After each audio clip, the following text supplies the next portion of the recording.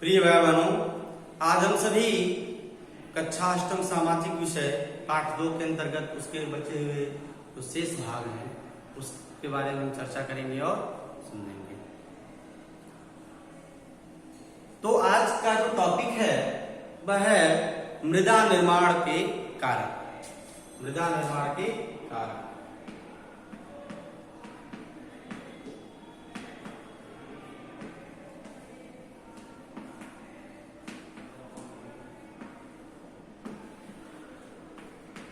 मृदा निर्माण के कारक और मृदा का निम्नीकरण और संरक्षण के उपाय, इसके बारे में हम सब जानेंगे और समझेंगे।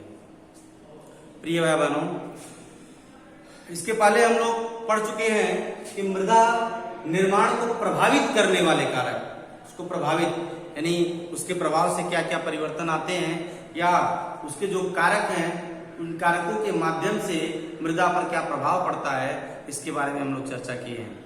आज हम लोग चर्चा करेंगे मृदा निर्माण के कारक। आप सभी जानते हैं कि मृदा निर्माण के मुख्य कारक जनक शैल का स्वरूप और जलवायु कारक है। जलवायु कारक का मतलब कि विभिन्न समय में विभिन्न मौसमों का परिवर्तन जो लंबे समय तक होता है उसके परिवर्तन के स्वरूप, जैसे कि आप सभी जानते हैं कि खरीफ की फसल या रबी की फसल में हम गेहूं को बोते हैं तो एक एटमॉस्फेयर प्राकृतिक रूप से एक वातावरण जो है हमको मिलता है कि जो कारक बनता है गेहूं के उत्पादन या रबी की जो भी फसलें हैं उनके उत्पादन के लिए क्या करता है, वो कारक करता है। ठीक, इसलिए जो इसको हम क्या कहते हैं, जलवायु कारक।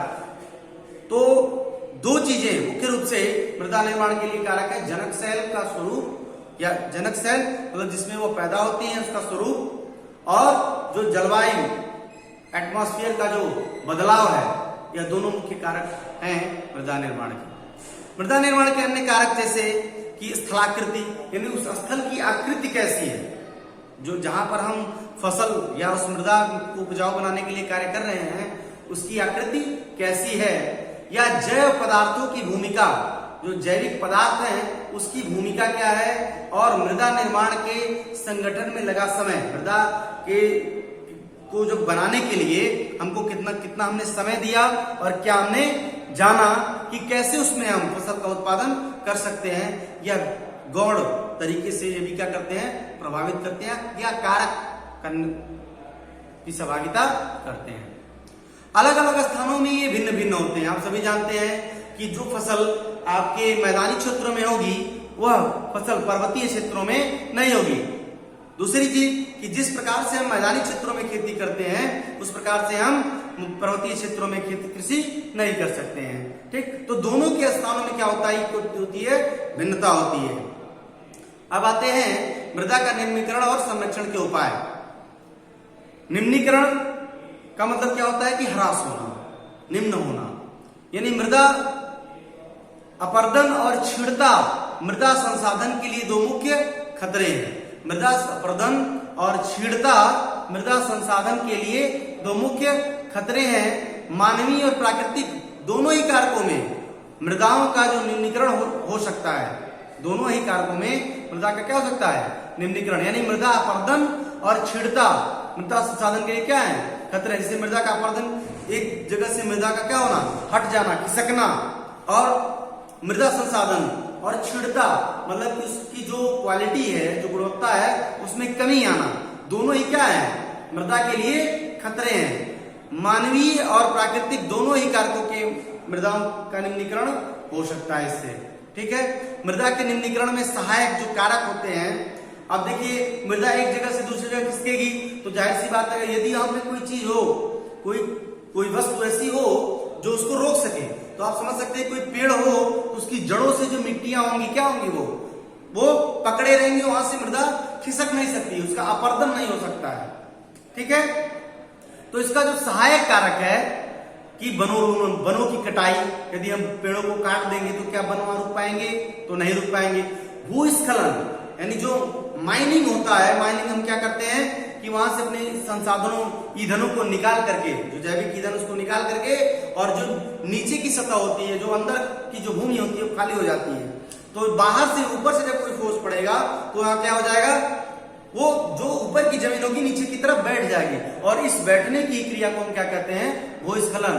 और आप जानते हैं कि बाढ़ भी क्या करता है, मृदा को प्रभावित करता है, एक जगह से दूसरी जगह मिट्टी को उठा ले जाता है। जहां गाज वगैरह जाते हैं उसके साथ मिल करके, और जहां पे वो रुकती है वह जमीन उपजाऊ हो जाती है, यानी कि दूसरे जगह की जमीन को उपजाऊ मिट्टी को उठा करके वो दूसरी जगह ले जा करके डाल दे रही है, और वह क्या हो जा रहा है, दूसरी जगह की जो मिट्टी है वह उपजाऊ हो जा रही है, और जो पहले वाली मिट्टी थी वो क्या हो रही है, उसका ह्रास और निम्नीकरण हो जा रहा है।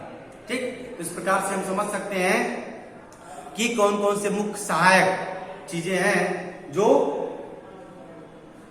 मृदा के अपर्दन या निम्नीकरण में सहायक होते हैं।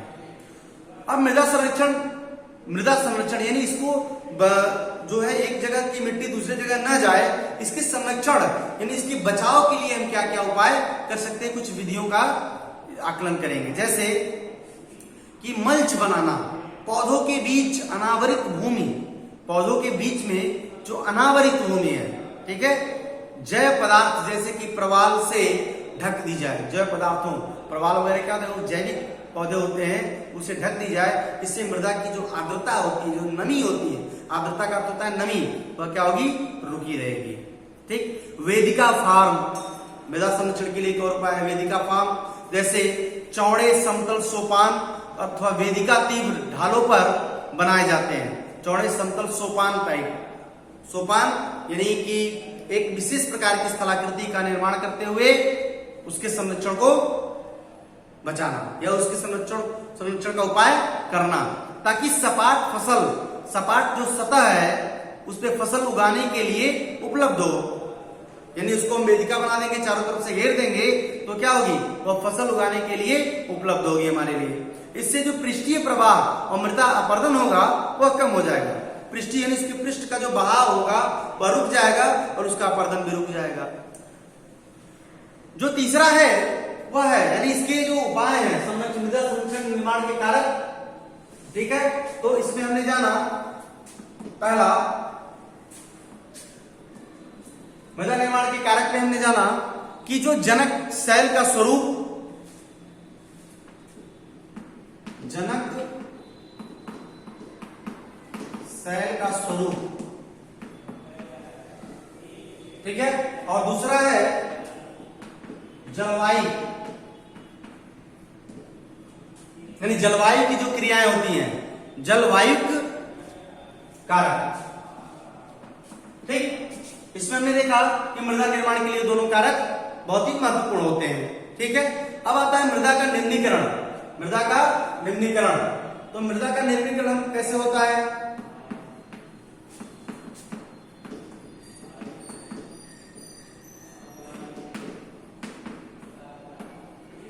तो मृदा के निम्नीकरण में हमने जाना, इसके पहले हम पढ़े कि मृदा का निम्नीकरण जो है बहुत सी चीजें जो कारक होती हैं उसके लिए महत्व रखती हैं। कौन कौन से, जैसे कि मृदा अपरदन और क्षीणता मूल संसाधन के लिए दो, मृदा अपरदन, ठीक है, यानी अपरदन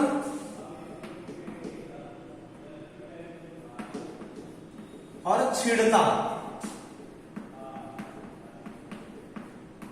इसके दो मुख्य कारक हैं। अब मृदा संरक्षण के लिए, ठीक है, मृदा संरक्षण के लिए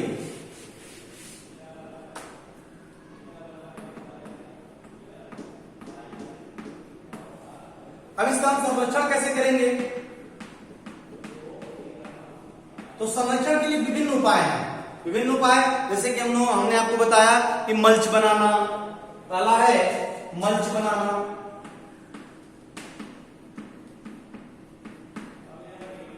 दूसरे में ले लीजिए मल्च बनाने के साथ आप क्या कर सकते हैं कि वेदिका फार्म, यानी उसका एक स्वरूप दे करके आप उसको, उसके अपरदन को रोक सकते हैं।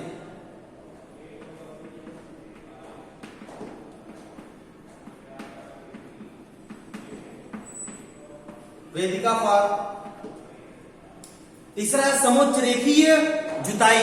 समुच्च रेखीय जुताई क्या होती है? पहाड़ी ढाल पर समुच्च रेखाओं के समान, ठीक है, जुताई ढाल से नीचे बहते जल के लिए एक प्राकृतिक अवरोध का कार्य या उसके निर्माण का कार्य करती है। यानी पहाड़ी समुच्च रेखीय यानी पहाड़ वाले क्षेत्रों पे यानी रेखीय रेखा के टाइप में हम क्या करते हैं, उसकी जुताई या उसकी पाबंदी करते हैं, जिसको हम समुच्च रेखीय जुताई कहते हैं। उस रेखा में यानी इस प्रकार की रेखा में, यानी ऐसे इस प्रकार रेखा में हम इसकी जुताई करते हैं तो उसका अपर्दन रुक जाता है। और जब अपर्दन रुक जाएगा यानी एक पहाड़ी ढाल पर समोच्च रेखाओं के समानांतर, समोच्च रेखा यानी जहां की रेखा क्या हो, एकदम समान हो, समोच्च रेखा के समानांतर जुताई यानी इसकी जुताई एक समान हो, जुताई से ढाल से नीचे बहते जल के लिए, जब इससे ढाल से नीचे क्या होगी, इसका जल बहेगा नहीं और ये अवरोध का कार्य करेगी। और जब अवरोध का कार्य करेगी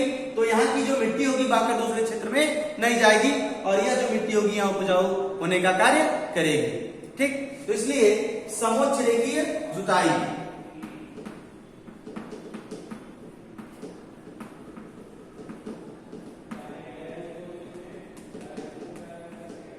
समुच्च रेखीय जुताई। अब अगले टॉपिक पे आते हैं, या अगला किस प्रकार से हम संरक्षण करेंगे, तो रक्षक मेखलाएं तटीय प्रदेशों और शुष्क प्रदेशों में, तटीय प्रदेश जो तट के किनारे बसे हुए हैं समुद्र के किनारे, और शुष्क प्रदेशों में पवन गति रोकने के लिए वृक्ष कतारों में लगाए जाते हैं। पवन की गति को रोकने के लिए वृक्षों को क्या करते हैं, एक कतार में हम लगाते जाते हैं। और इसके लगाने से क्या होगा कि ताकि मृदा जो आवरण होगा, मृदा आवरण को बचाया जा सकता है। मृदा जो उड़ करके दूसरी जगह जाती है उसको हम रोक सकते हैं। ठीक है, तो अगला क्या है, रक्षक मेखलाएं।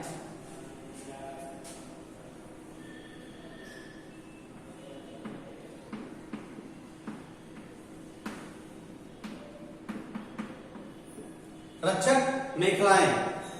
और क्या हम कर सकते हैं मृदा संरक्षण के लिए, तो समोच्च रेखीय रोधिकाएं हैं उसको बना करके। ये क्या होता है, समोच्च रेखाओं पर रोधिकाएं बनाने के लिए पत्थरों, घास, मृदा का उपयोग किया जाता है। इसमें समुच्च रेखाओं पर रोधिका यानी जो समुच्च रेखा है यानी समान प्रकार की जो रेखा है उस पर हम क्या कर सकते हैं कि पत्थरों, घास, मृदा का उपयोग किया करके, ठीक है, उसको रोध करके, रुकावट बना करके रोधिकाओं के सामने जल एकत्र करने के लिए खाइयां बनाई जाती है उसमें, यानी जल एकत्र करके उसमें खाई बना करके उसमें जल एकत्रित कर सकते हैं। यह भी एक मृदा संरक्षण का उपाय है। तो समुच्च रेखीय रोधिकाएं। अगला जो है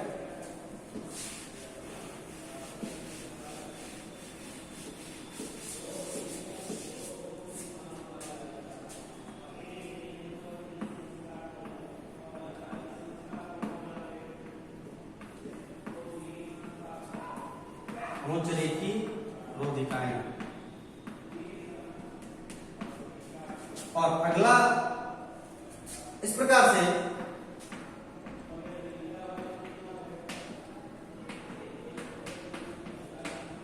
तो हम इस प्रकार से मृदा को के संरक्षण के विभिन्न उपायों के बारे में समझे और जाने कि किस प्रकार से मृदा का संरक्षण किया जा सकता है। ठीक, अब अगले वीडियो में हम जल के बारे में और भी विधियां हैं इसको संरक्षित करने के लिए, जैसे कि चट्टान बांध है, बीज की फसल को उगाना है। ठीक है, इस प्रकार से हम मृदा के संरक्षण को क्या कर सकते हैं, रोक सकते हैं। मृदा के संरक्षण का उपाय रोक सकते हैं, मृदा को संरक्षित कर सकते हैं इन विभिन्न उपायों के माध्यम से। अगले वीडियो में हम जल के बारे में चर्चा करेंगे। धन्यवाद।